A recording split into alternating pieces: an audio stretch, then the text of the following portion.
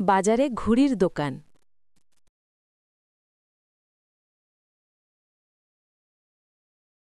দোকানে অনেক ঘুড়ি ঝুলছে। বুদ্ধু মামা দোকানে ঢুকছে।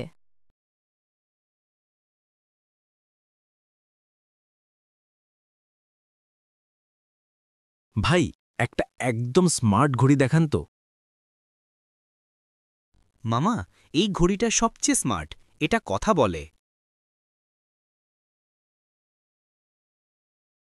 ঘড়ি কথা বলে?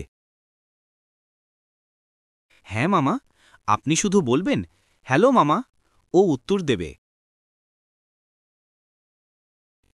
বাহ, এইটাই নি। কত দাম? মাত্র 2000 টাকা।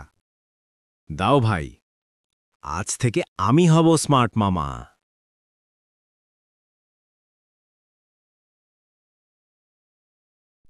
রাস্তায় হাঁটছেন বুদ্ধু মামা। মামা গর্ভভরে ঘুড়ির দিকে তাকিয়ে হাঁটছেন। হ্যালো, আমি তোমার স্মার্ট অ্যাসিস্ট্যান্ট। ওফ, সত্যি কথা বলছে। বলো তো ঘড়ি, আমার নাম কি? আপনি বুদ্ধু মামা। একদম ঠিক। তুমি তো আমায় চিনে ফেললে। পথচারী হাসতে হাসতে পাশ দিয়ে যায়। মামা, ঘড়িটা আপনার চেয়ে বুদ্ধিমান মনে হয়। আহা, আমি ও ঘড়ি দুজনেই স্মার্ট। পরদিন সকাল, মামার ঘর। মামা নাক ডাকছে, ঘড়ি বাজছে। উঠুন মামা, সকাল হয়ে গেছে। উঠুন মামা। একটু ঘুমাতে দাও। মামা, এখন না উঠলে আবার অফিসে দেরি হবে। ওফ, এখন তো বউ না, ঘড়িও বকছে। লালু ঢুকে আসে।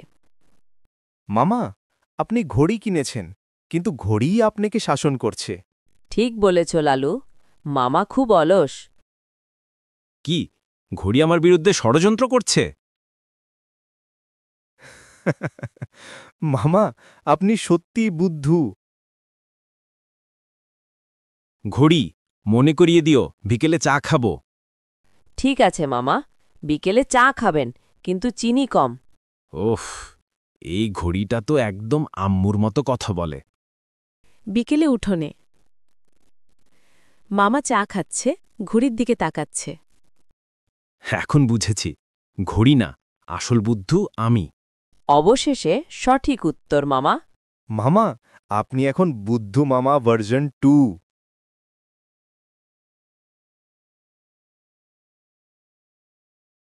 তো বন্ধুরা, তোমাদের কেমন লাগলো এই গল্পটি? যদি ভালো লেগে থাকে তাহলে লাইক করো। এরকম আরও সুন্দর সুন্দর গল্প পেতে পেজটি ফলো করো।